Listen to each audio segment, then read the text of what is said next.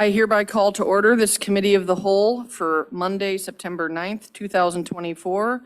The time is 8:01 a.m. Will the clerk please call the roll? Aaron Stone. Here. John Caesarretti. Here. Ann Hart. Here. Bonnie Kim. Here. Allison Pathless. Here. Amy Paling. Here. Lisa Schneider-Fabes. Here.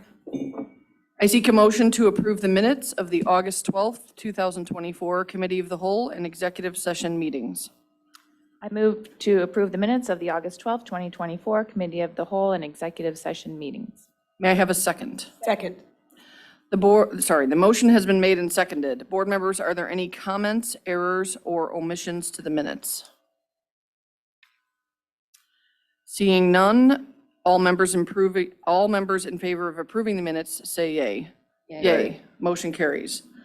We are ready to have our Facility Development Committee. Turning this over to Mrs. Kim. Thank you, Mrs. Stone. Nicholas and Associates will be sharing the estimated budget results based upon the 85% design documents.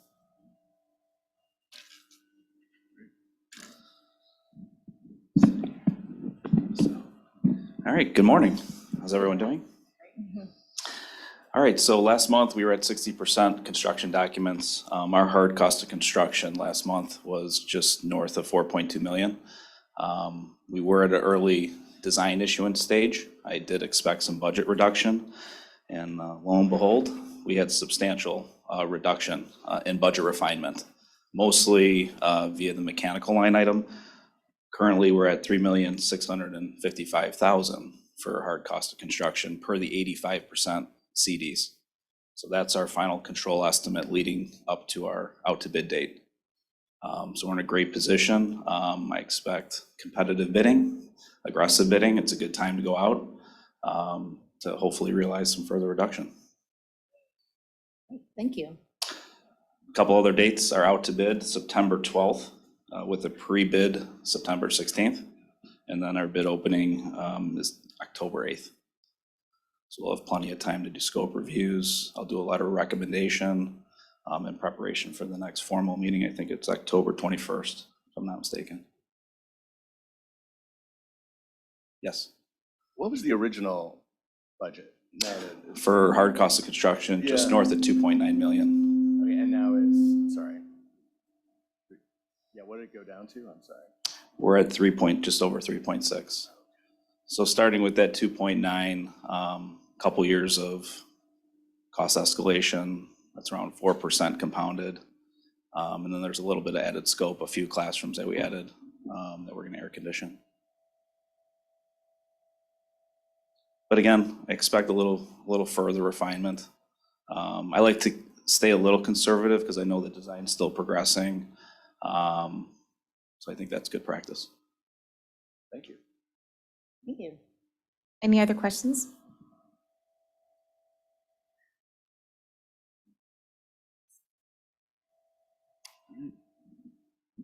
So we're now moving on to emergency repair project resolution. Is this you, Mr. Baltimore? Yep. Okay. So just a little bit of a background. So anytime like an emergency repair comes up and the total value of the work exceeds 50,000, the board is then required by code to approve a resolution for approving those costs. So that's kind of the background, and the way it works is you go through the repairs. Once all costs are paid and known, then the resolution is prepared and presented to the board.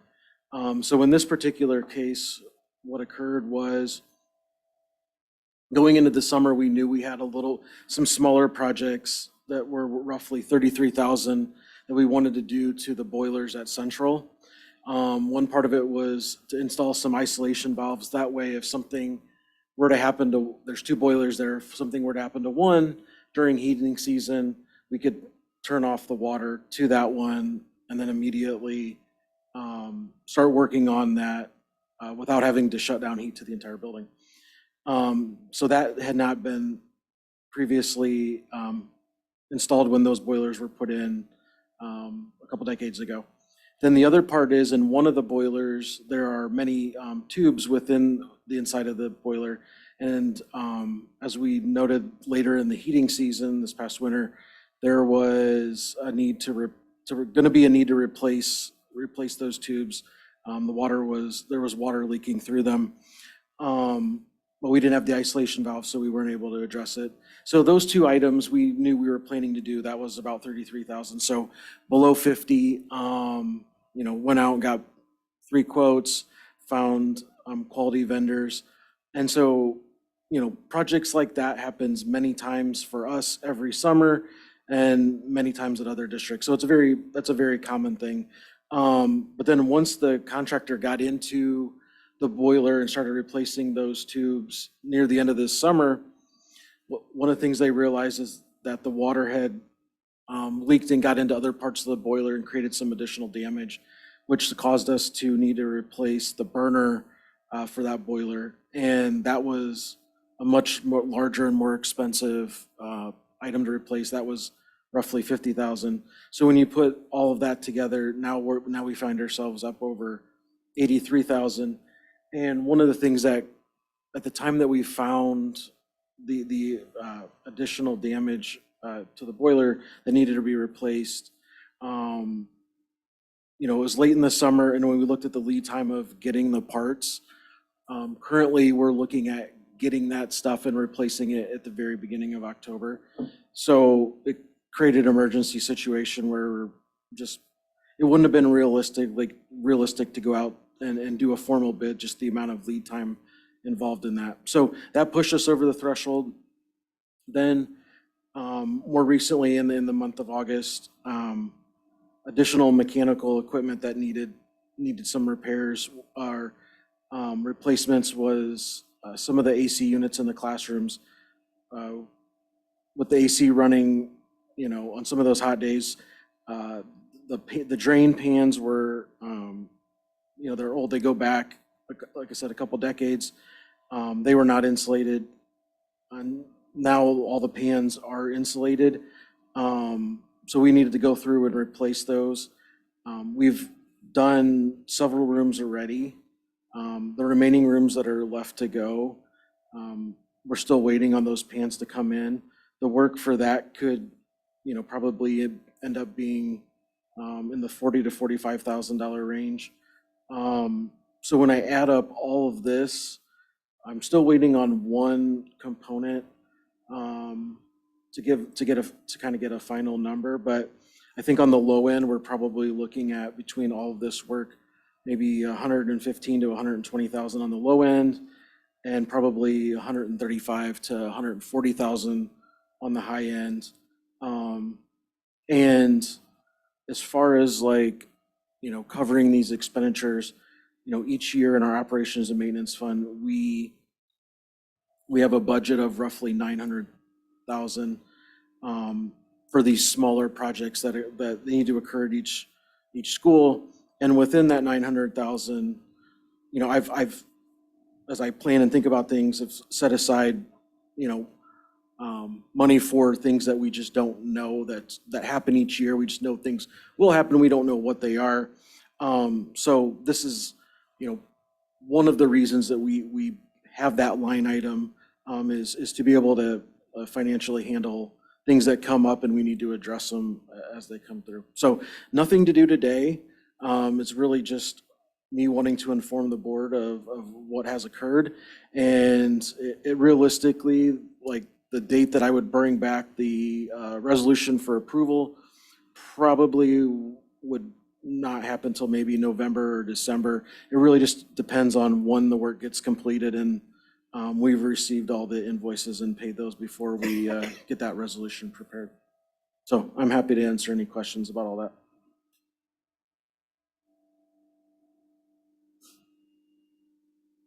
Erin? It's not a question, it's just a thank you for your foresight in planning ahead for stuff that we don't know is going to happen like this. So thank you for that.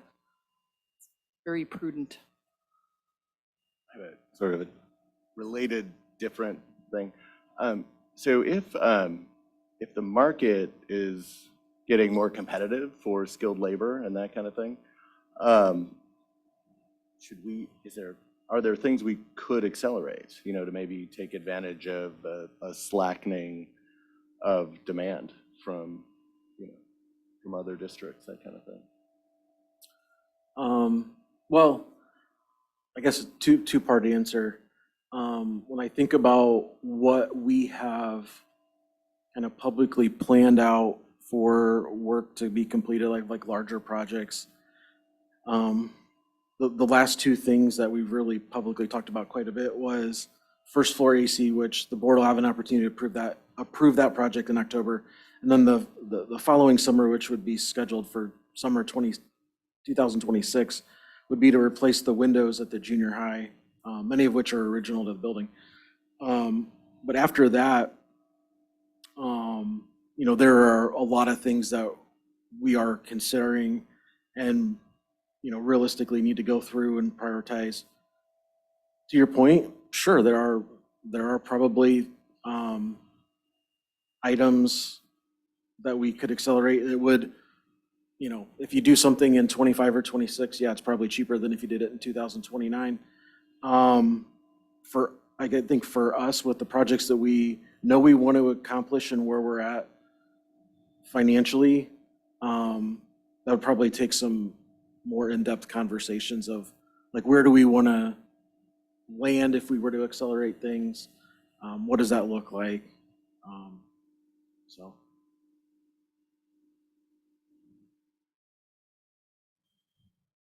Thanks, Corey. Yep. Ms. Stone?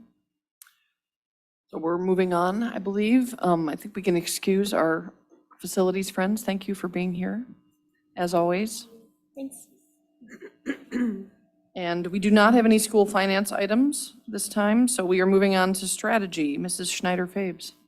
I'm turning that over to Dr. Kramascoli to talk about the review of the 2024-25 strategic plan action steps. Thank you. We are pleased to be here to discuss and review our action steps for the upcoming school year. As the board knows, and hopefully our community knows as well at this point, we're entering the 4th year of our strategic plan, which is kind of hard to believe. How did that happen? A lot of hard work, but it has gone very quickly, and also we've been able to accomplish a lot. So we're here today to review the action steps proposed for this school year. This work is kind of the culmination of our summer planning work. We start back at the end of last school year, where we present the final report from last year, and then we start to predict what our next steps might be. And so we did that in June. We met with our DSAT in June and started to talk about what our next steps were beginning to conceptualize as. We spent time in our administrative retreat in June, really working through that. And then all of July, our goal champions really dig into this work and start doing their planning so that we have a really clear direction for the year ahead. We met again in August with our administrative team at our all-day administrative retreat, refined this work further, met with our DSAT just last week. They gave us some feedback. So some of their feedback you'll see incorporated, other bits of feedback we're still working to incorporate into the plan. So our goal champions will talk about that. We're looking for your feedback today so that we can incorporate your final thoughts into these plans before we bring it back for final review and approval at the September 23rd board meeting. So we're really excited about the year that is ahead. We've got some great work happening in our curriculum department and in Goal 1. We've got some outstanding work happening with our MTSS teams, our foundations teams, and our SEL work as well. But really across the board, our vision is clear and we're excited for the work that lies ahead. So I will let Katie take it from here, and each goal champion will walk through the action steps for their goals. Thank you very much. On behalf of all of the administrators, we'd like to present this with you and seek your feedback. And so, yes, this is the 24-25 action steps that is aligned with our strategic plan that will end Katie, could next you speak year. up a little bit? Yes, I'm sorry. Is that better? Yeah, thank Okay, you. great. We're going to start with Goal 1, and that's student achievement and growth to ensure a differentiated education that provides a strong foundation of rigorous academic learning. Okay, and so for the first one, the first three that I'm going to share are really continuing action steps. We've been working on them for a number of years, but they are still incredibly important in achieving our goal. So the first one is really our MTSS teams are continuing to analyze student data after each benchmark period, so that's 3 times a year. They're looking at that data in order to make adjustments to Tier 1 curriculum, as well as identify students who may need additional enrichment or intervention support. So that is ongoing. It is happening at all of our schools at a minimum of 3 times a year, and it's crucial to our continuing to respond to student needs.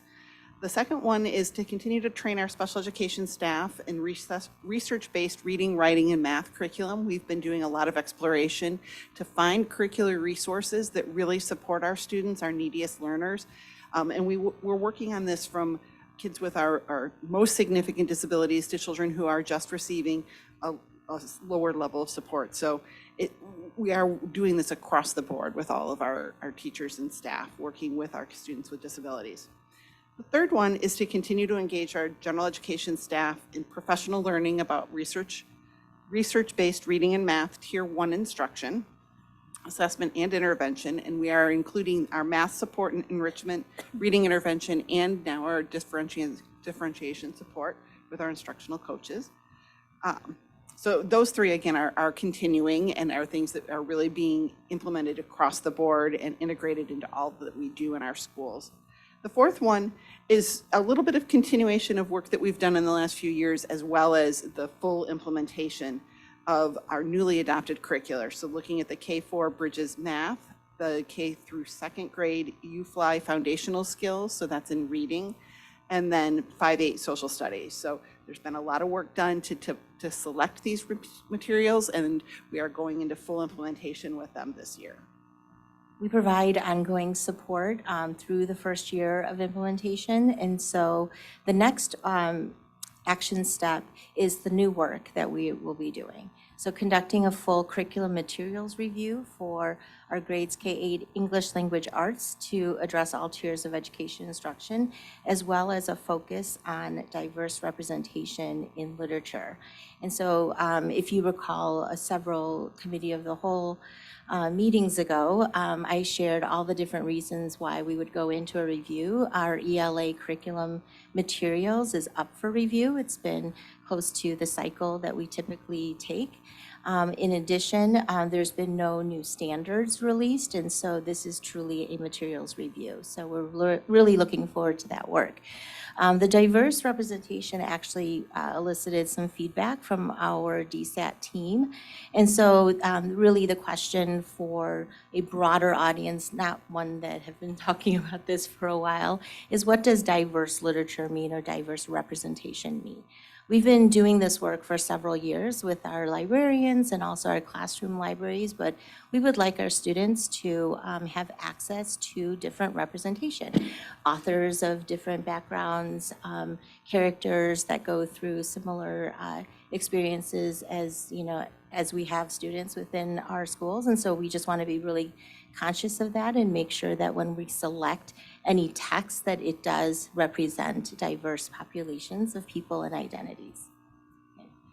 Providing an explicit instruction to students on goal setting process in line with students' developmental level and engage all students in the goal setting for either class or individual goals across all tiers of instruction.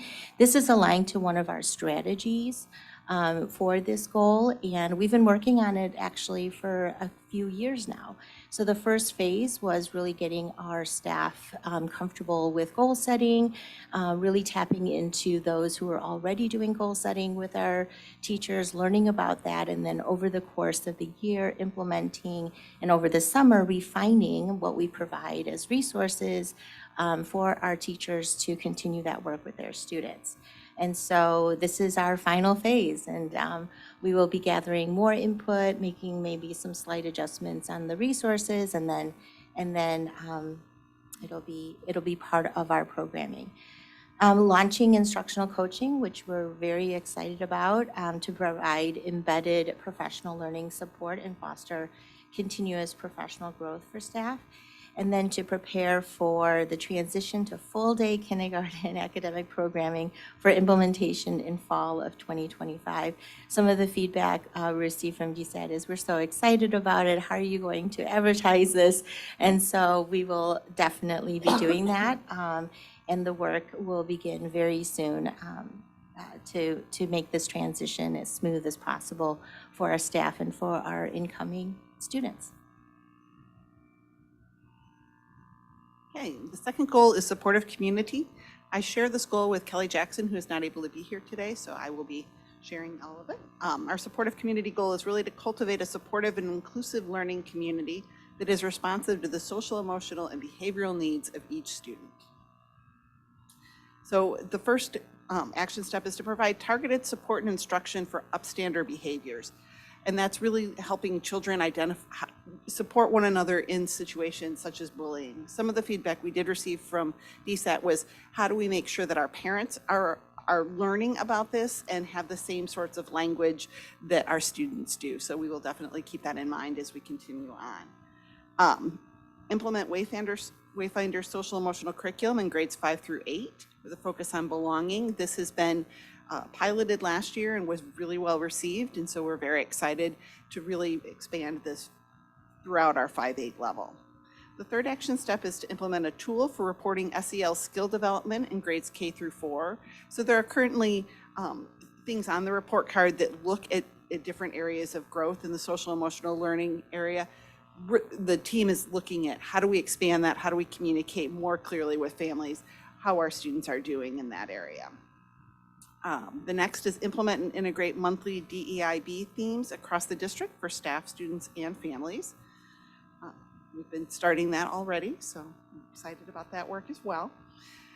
The next is to expand student connections through creation of flexible recess opportunities, incorporating the findings of the CRC report, and of course the community review committee, thank you, had a lot to say about how to help support our students to engage in more free play and in more risky behavior that is safe. It's kind of a hard, but really to help our children do a little bit more risk taking in a way that is really developmentally appropriate. And so we've been working hard to try and develop some options and ideas for that, and to work with our staff and train them in how to support this in the playgrounds. We're also looking at evaluating alignment between social work resources, vocabulary practices, and our SEL Tier 1 curriculum. So making sure that our social workers, who tend to provide more Tier 2 and Tier 3, as well as special education support or support for children in crisis, are also really conversant with the core resources that we're using for all students, so that we have a really nice alignment between what's happening for everybody, and then as students require more intensive instruction, that it's very aligned and consistent for those students. The next one is to define and utilize behavior levels, disciplinary responses, and restorative practices for each building. We're looking to analyze patterns and inform next steps. This is all some of the work that's been done with the foundations from Safe and Civil Schools. Our buildings are all really working hard on making sure that we have really good, consistent core expectations for students across common areas of the school, so that all of the staff members and all of the students know what is expected in the hallway, in the cafeteria, on the playground. And now we're really looking to make sure that in the buildings, our teachers are responding similarly to different types of behaviors, and that our responses are consistent, so that students have a really good understanding of what behavior is expected and what's going to happen if they aren't able to demonstrate those behaviors. So that's continuing work with foundations. We have 4 more days scheduled this year, and I think that the teams that have been doing the foundations work have been so excited about it and really engaged in it. Once again, this summer we had a ton of summer writing projects, so that our schools were ready to go with new materials and instruction for students when they came back. It's been really exciting to watch. The next is to launch and align our Tier 2 and Tier 3 SEL resources for our building-based MTSS SEL problem solving. So again, making sure that we have resources and consistency among how we're problem solving for students, and what resources we're able to offer when students are struggling. And then the final one is to maintain use of our responsive advisory, morning meeting, and responsive classroom approach across school communities. You may remember a few years ago, we trained everybody in responsive classroom and using the responsive advisory. We're continuing that, and that is another way that we are continuing to help grow students' sense of belonging in schools and really contribute to that community feeling within our classrooms. All right, goal 3, I share with Katie Lee. Professional community focuses on our employees and the adults within our schools. The action steps for this coming school year, the first 4 are very similar. They're the ones that we've had in the past couple years. We did receive some feedback during our last DSAT meeting regarding action step 4 and perhaps being more clear with what we're trying to convey, and that the intent of action step 4 is really to seek feedback from our staff and our administrators on the type of professional learning needs that they have. And so we might refine that language a bit to make that more clear, but that's the intent. It has been the intent for the last couple of years, and we plan to continue that as an action step. Action step 5 is directly related to the work we did last year related to our culture and climate survey. We want to take what we learned from those surveys and make a plan for each school. So that'll be led primarily by our building administrators, creating action steps that are specific to the needs of the staff and the students within each school. Action step 6 is related to continued facilitated IEP training for our student services staff. So we started this last year. We want to do the advanced training for the staff that are interested and able to participate in that. It helps our staff feel confident and have a set of tools to be able to efficiently facilitate IEP meetings. Action step 7 is related to supporting parents in advocacy for their children during meetings, specifically IEP meetings, but giving them strategies and supports to be able to request and articulate what they see as the needs for their children. Action step 8 is pretty meaty with a lot of sub-steps, and it's a direct result of the DEIB task force that has been in place for the last 2 years, specifically looking at ways to better attract, hire, and retain employees of color with those action steps listed there. I won't read them all. You can see them. They haven't changed since the spring, but they're very actionable and very specific, which is appreciated. Goal 4, family engagement. As you may recall, there were 2 main areas that we were attending to. One was communicating with families, and the other was transitions. So for the first action step, we have expand the use of Power School Parent Portal to include academic and assessment reports, additional attendance functionality while exploring student access. So we've made a concerted effort through the years to push as much as we can into that parent portal to give an equivalent experience to healthcare, one place where parents can go to find grades, attendance, pay their fees, register, and we also, about a year ago, started putting assessment reports in there as they become available and then remain in there for historical kind of archiving and downloading. This year, we added a component where parents can report their child's attendance through the portal. So giving them a way, in addition to the attendance line, as well as the email to the office, they can now submit it through the portal. And then we're going to take a little closer look at who can we expand student access down a few grade levels. There's no reason why students can't see the same information that our parents see. The second action step is to update the student report card experience for parents by providing historical report card access in a clean downloadable version, and explore the use of digital signatures for confirmation of receipts. So as you may remember, we previously had looked at access statistics for our report cards. That was something that we tried to increase and did, but taking that a step further, designing the report cards in a different way. Right now, they're just an HTML page in the portal, but by using a special reporting software, create a nice downloadable copy of the report card, like the assessment reports that will remain in there, so parents can go back going this point forward and download previous versions of those report cards. And something we've never did before is the digital signatures for confirmation of receipt. So we've always had access statistics, but we've never had an actual digital sign off, and that will occur this year to just ensure the fact that our parents are receiving the report cards. So the third action step is organize our district YouTube channel of live and recorded events. This is exactly what it sounds like. We've accumulated a lot of videos now. And one thing that we need to improve upon is just that organization of the videos in there. So we're going to take some time this year to be thoughtful about organization just to make access to that information a little easier.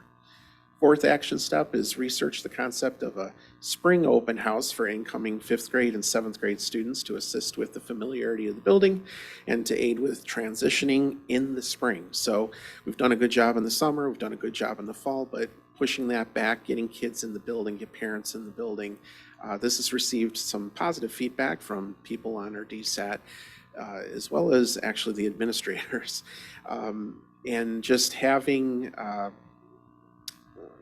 that opportunity earlier on, I think is going to help with some more specific pointed questions that can be asked earlier on to take that, uneasiness away.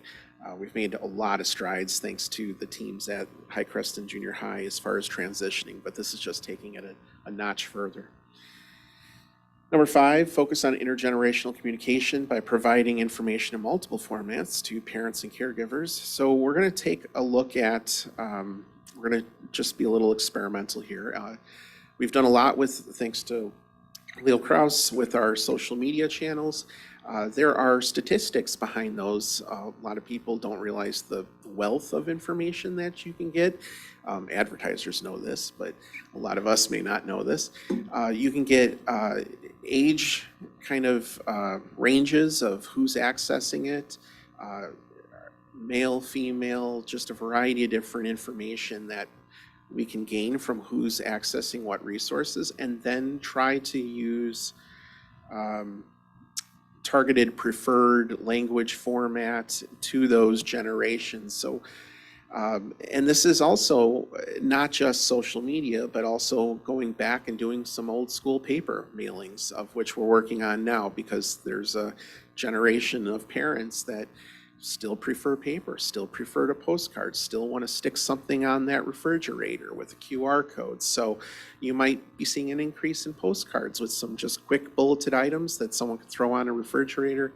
And again, might be targeting different information depending on the social media channel. So we'll do a little experimentation with this and hopefully increase our communication in that way. And finally, when we had DSAT last week, they were first to hear that regarding this action step of hosting parent education events regarding the benefits of free play, that we in fact are doing that by hosting 5 Let's Play events in conjunction with the Alliance for Early Childhood. And they will be at each of the elementaries as well as High Crest. There will be a standalone communication going out today or tomorrow, I believe, with some more detailed information. A little bit went to principals' newsletters, but you'll continue to hear about those. And we have a bunch of different organizations coming to those. So the Wilmette Public Library, the Backyard Nature Center, the Alliance, our PTAs and O's, most of them have replied back that they'll be attending. And all will have some type of free play activities and to highlight the benefits of free play. So a little bit of education, a little bit of facilitation. We're just going to turn it into a really fun after-school event, rain or shine. If it rains, we'll be in the Learning Commons. Shine, we'll be outside at the playground. So those are coming up in October. I'm going to ask Katie to send this information to last year's CRC recipients, because I think they'll be our biggest cheerleaders in getting the word out on these events. And with that, we're on to goal 5. All right, goal 5 is the stewardship of resources. All right, so 3 action steps for this upcoming year. Number 1, we're going to continue to review our 5-year capital plan. We'll do that twice a year, likely December and sometime in the spring. As I mentioned a little bit earlier, we still have a couple of projects larger projects that we plan to complete in the next couple of years, and then we'll start to focus on what comes next. Step 2 is covering like those smaller projects that are doesn't necessarily require the expertise of an architect or an engineer to design. They're smaller in nature. District 39 can usually manage and oversee those. And those kinds of projects come from our $900,000 budget for these types of projects. And then the third item is continuing to just keep an eye on what's happening in Springfield or the federal level.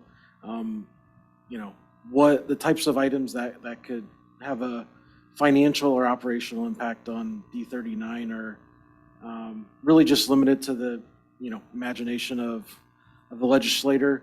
If you think about it on a large scale, more recently a big impact item was the mandate for all-day kindergarten. But more frequently, you have many small items that they could have a very small dollar tag, or they're just additional requirements that D39 needs to comply with. So we try to keep tabs on all of that, and then as we prepare our 5-year projections, we try to incorporate all of those things just to be ready and have a plan should they get signed into law. So those are the 3 items that we're focusing on for this year for Goal 5. And then just a nod to our performance indicators on our dashboard. We have our updates on all of our goals according to our KPIs. If you'll indulge me before we go into, I think I forgot an action step when I was speaking for Goal 1.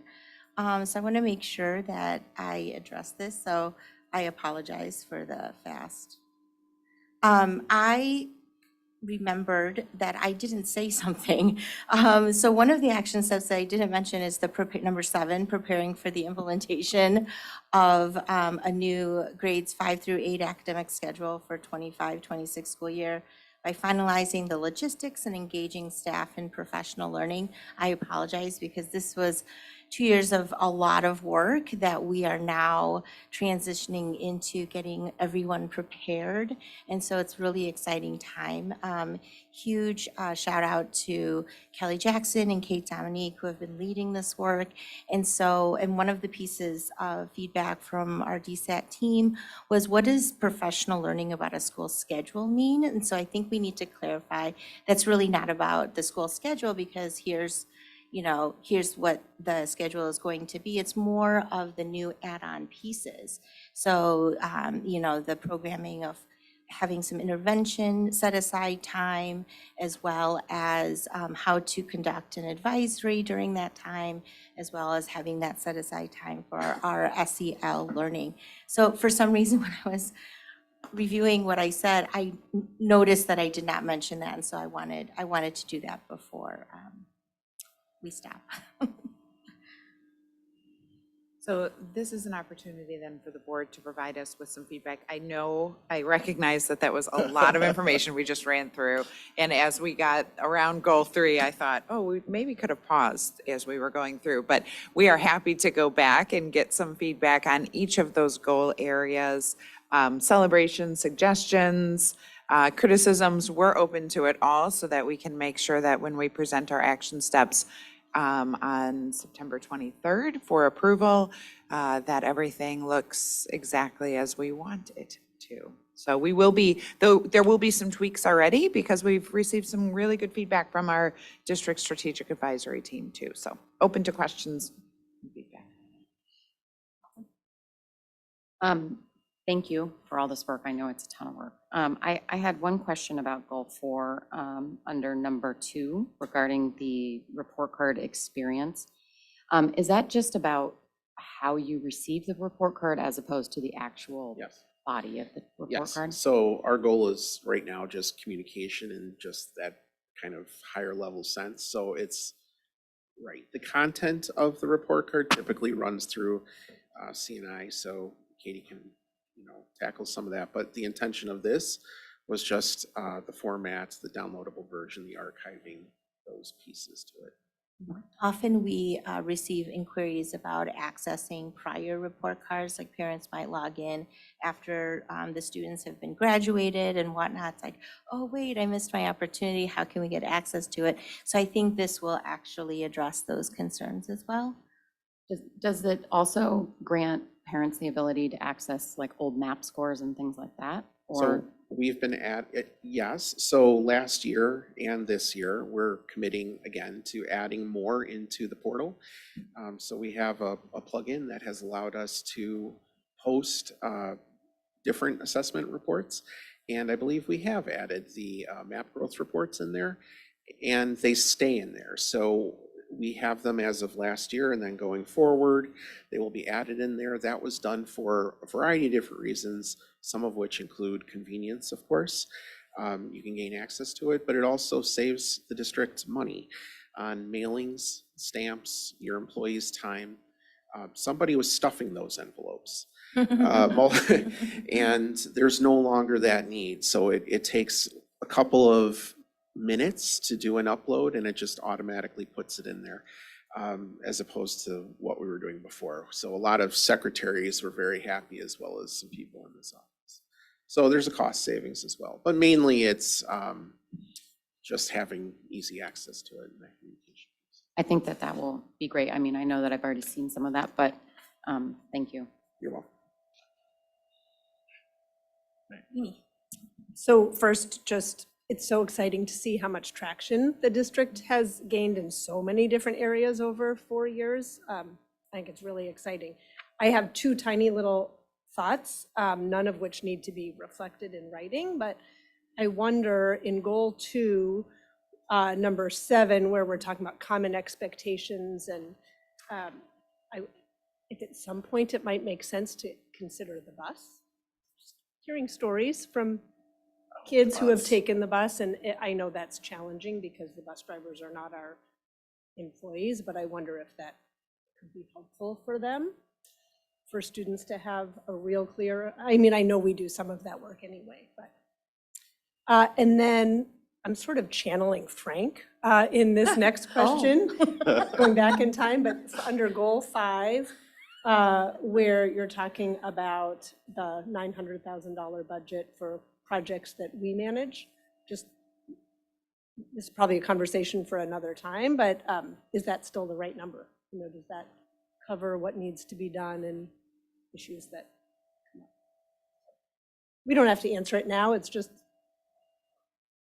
Good. Yeah, it's definitely something we've been monitoring. We've been able to get quite a bit done, which is really, really nice, but there's always some things that pop up that we hadn't anticipated too. So Corey, do you have thoughts about that specifically? Yeah, I mean, I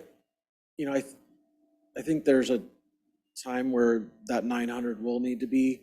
The one challenge that we always face, and is even with the 900,000, is what can we do? So like in summers where now, hopefully we've just ended a very long period of time where we've had what feels like lots of projects every summer for a very long time, even well before I was here.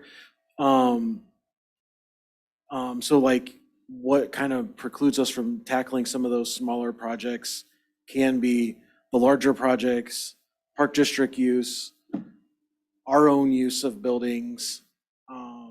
Sometimes in conjunction with that, a project that we want to tackle, even if it's small, requires an asbestos abatement. And so like there's just a lot of different like layers. So even if like we had it and said, oh, well, maybe the number should be 1.2 or 1.5, I think we're always going to be limited by some other factors besides just money. So, but yeah, we keep an eye on that. So. Thank you. And I'll just share a little anecdote maybe about the bus experience, because actually when that experience isn't working as it's expected to for our students and families, it does take a lot of our time as well, and time away from the work that we want to be doing once the school day starts. So over the summer, there was a group of students and a couple of our administrators and Leo who put together a video that is meant to help our students to know what kind of behavior is expected on the bus. And so we're rolling that out too, and we'll be using it also as a tool for reminding students if that expectation isn't being met, here's something else that they can look at. But we had some students volunteer to complete that this summer, so I'll make sure to share that with the board this Friday, so you can take a look at that cute little video as well. It's great. Anybody else? Bonnie? Oh, Katie, I just had a quick question about that last point that you brought up, which is the schedule change for Yes. 5 through 8. Would that be a different start or end time? For the- I don't believe it's going, if it is a change, it might be by minutes. It's not going to be a drastic change. But I think this year, as we work through the logistics and finalize those types of fine details, that's what we'll present to the board, and you will see. But I don't anticipate any huge changes in the start and end times. It might be like 3 minutes or 5 minutes at most. Thank you. Comment. So my comment goes to goal 1 and goal 4. And it's a result of me opening up the school code this weekend. Whew. Oh. I don't know how you do it, honestly. It's amazing. So There's goal a lot 1. there. You don't realize how much there is there, right? Did you think yeah. you were just going to read it like quick You skim know, and- I Yeah. do this for a living, Carrie. I do tax. You know, this can't be any harder than that, but it is. A lot harder.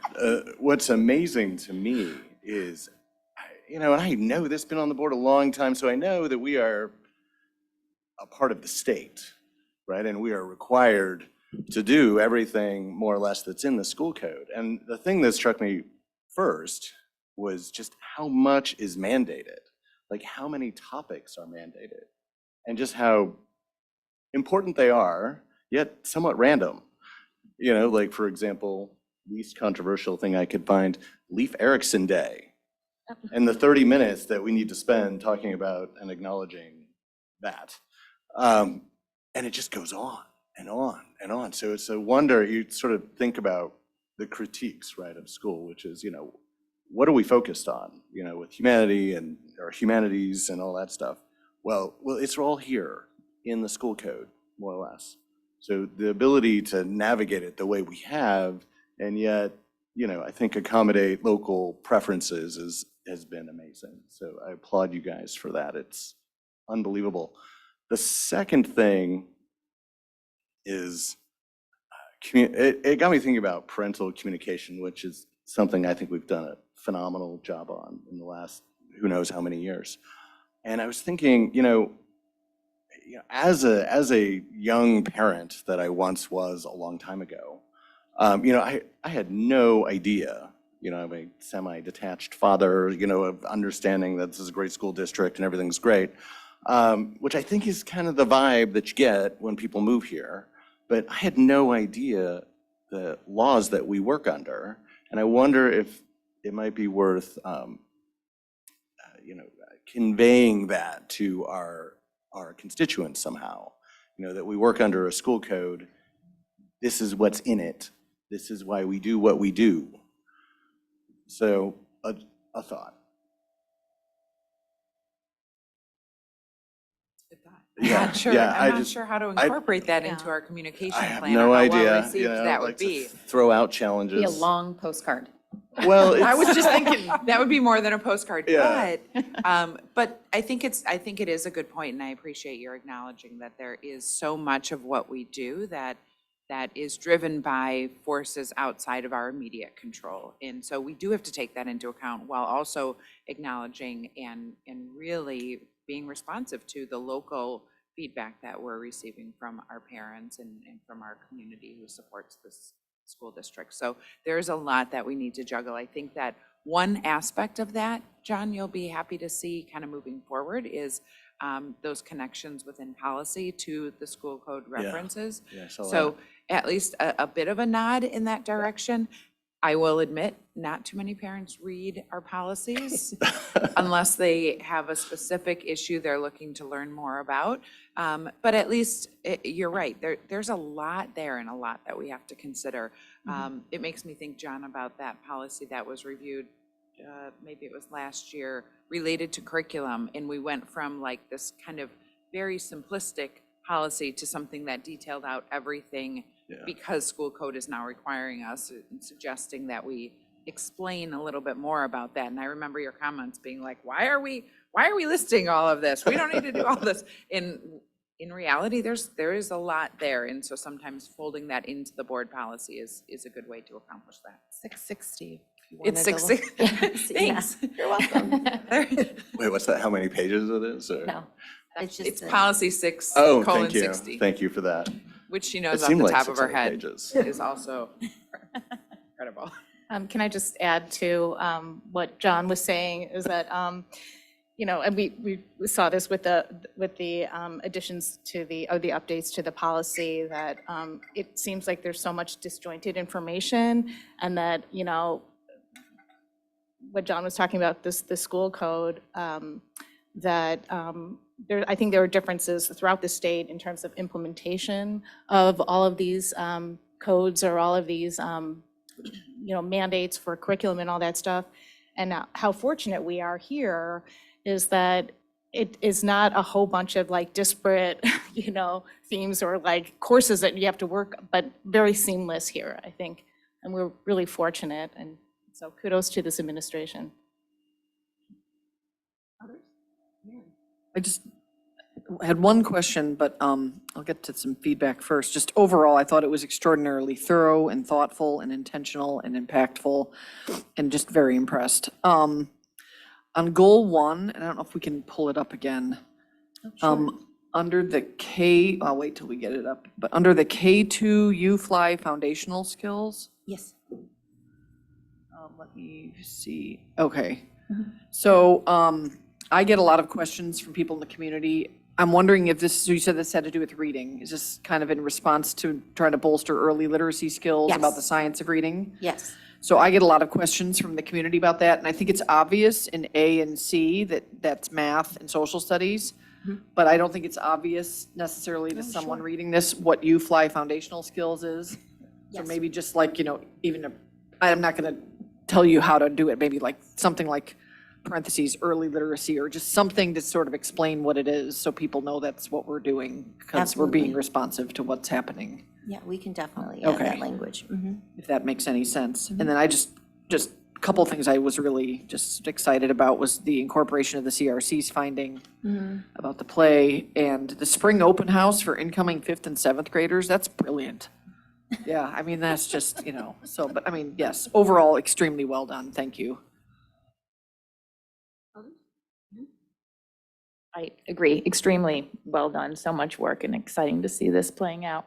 I had a couple of really small questions. One, I was just curious about report cards. I think we've talked about this in the past, but what is the estimated access rate in terms of how many percentage of people viewing? Yeah, we had, when we did the work about a year ago, it was lower, like low 90%, but we got it up to about 98%. Okay. Wasn't 100%, but people may be getting it other ways by going to the office, asking them to print it out.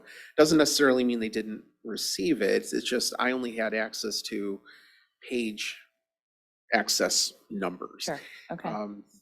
The digital sign-offs will be a little bit of a different story. So, and sometimes muddled within that is, did 2 parents access the page? Was it just one? So this, again, will help with that. But we did move from about 91% up to 98% when we did some very targeted communications 2 years ago.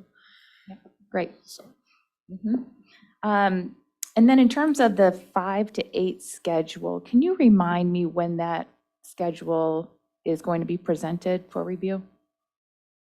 I currently cannot do that for review as far as presentation. Well, will it be presented to the November. board?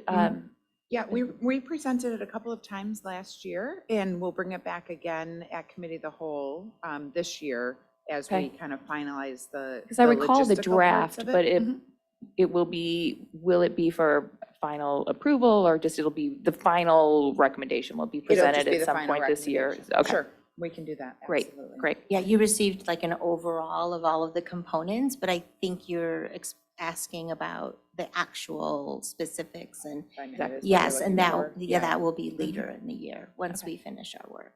Great. And then lastly, I was just curious, because previously, prior to the goal setting with the kids, which I think is great, and it's been interesting to see it play out in our household, but prior to that, I think some people shared MAP scores with their children and some did not. And now that the kids know what those MAP scores are, I'm just wondering if there has been any feedback from a board perspective. I haven't seen anything, but I'm just curious if there has been any feedback from parents about that. From my exposure, at least, I think that feedback tends to go directly to the teachers. And so between that parent and teacher relationship, they'll talk through that a little bit more, especially when there's some sensitivity for students. Sure. Either because parents are very focused on it, or those parents who wish to have a little bit less focus on those test scores. So there hasn't been a lot of communication that's elevated to my level, or even, I think, even as often to our principals, but I do think our parents and teachers' communication is really meaningful and relevant along that line. So with parent-teacher, conferences and things like that. So we haven't received too much negative feedback about that. I know there was some worry initially about overemphasizing the test, and I think in our district, we take a very intentional approach to balancing a standardized test score with, well, what are we seeing in the classroom? What are we seeing in response to some of the curriculum-based assessments, and really recognizing that that whole child is represented across all of those domains. So a test score is only one measure. And especially with MAP, what we recommend is not the numerical score. With our staff, what they do is they look at strengths and areas of growth. And so in the goal setting process, that conversation with the teacher may be informed by the results of MAP, fall, winter, spring, but it doesn't have to call out, this was your score, this is the percentile. We don't address it in that way, because we want to focus on, hey, these are your strengths, this is a strength area for you, or here's an area of growth, what do you think? Those kinds of conversations is more what we feel appropriate with students. Great, thanks. First? All right, well, I'll have the last word then. So this was awesome, lots and lots of things to be excited about. I've personally volunteered with the Alliance, and those events are awesome. So excited to see the partnership there. Quick question on Goal 5, stewardship of resources. We used to have years ago, and I'm not suggesting we put something on here that isn't here, because I know it's late in the game. Kind of a sustainability, environmental, mindset. Yeah. And I'm assuming we still have it, but it's not here. Just remind me, what is our thinking? Yeah, it's not part of the action steps per se, but in each of the capital improvement projects that we're making, we're keeping that in mind. We're thinking about that. We work with our sustainability coordinator through the village, and so we do have some time from that individual who partners with us when we are trying to consider kind of what are those next projects and how are we implementing them. So it's not part of the strategic action steps for this year, but instead folded into the work that we do on a daily basis. Anybody else? Okay,